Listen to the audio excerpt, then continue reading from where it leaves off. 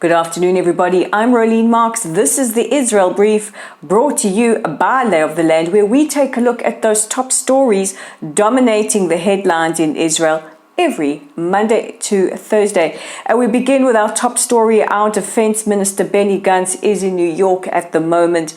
He addressed the Jerusalem Post annual conference last night, where he showed a map of Syria with 10 specific sites highlighted.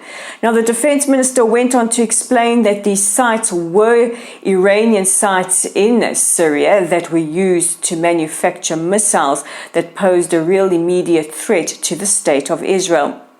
The Israeli Air Force often strike targets in Syria that are used either as manufacturing sites or sites that could be potentially used to launch attacks against Israeli sovereign territory.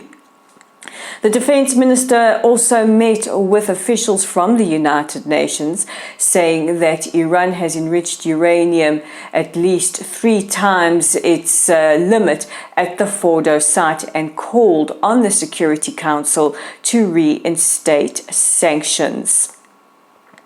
The IDF's head of intelligence, Major General Aharon Haliva, speaking to the counter-terror conference at the Reichman University earlier today, said that it was his belief that if it wasn't for Hizbollah, Lebanon would join the Abraham Accords.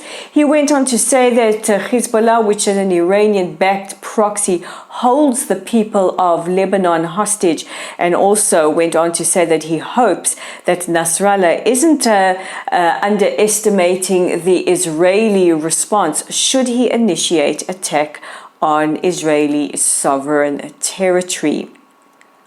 Our Prime Minister Yair Lapid is currently in Germany on an official visit. Yesterday, he met with the Chancellor Olaf Scholz as well as President Steinmeier, where he had top-level discussions about the Iranian threat.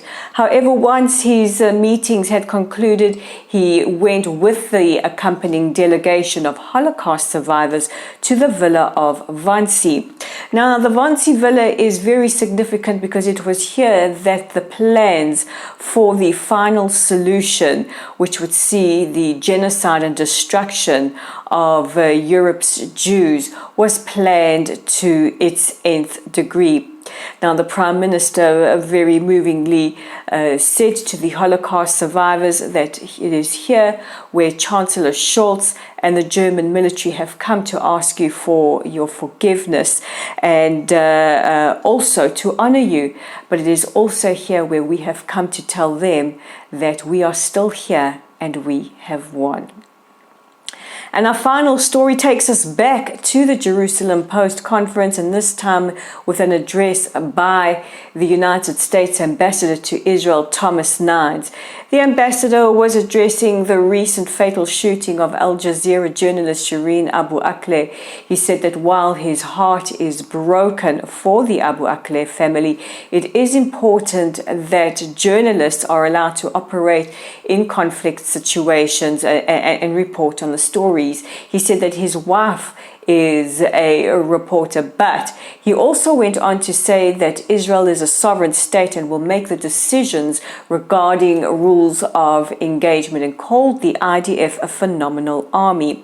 He said that the US military is constantly reviewing its own rules of engagement. Now, this follows comments last week by the Department of State's deputy spokesperson, who said that the US is calling on Israel to review their rules of engagement, a statement that was not received positively at all by Israeli officials, who reiterated that it is Israel and Israel alone and our IDF that will determine how we react in a situation of conflict. So that brings us to the end of today's top stories. Don't forget to check out our website at www.layoftheland.online.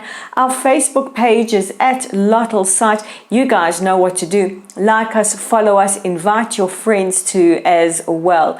Our YouTube channel is at The Israel Brief. Please consider subscribing by clicking on the red subscribe button, liking us, sharing our content, and we're on Twitter at LayOfTheLand5. And with that, I'm Rolie Marks. This is the Israel Brief. Don't forget to join me again tomorrow, where we take a look at those top stories making headlines right here in Israel. Until then, take care and see you tomorrow.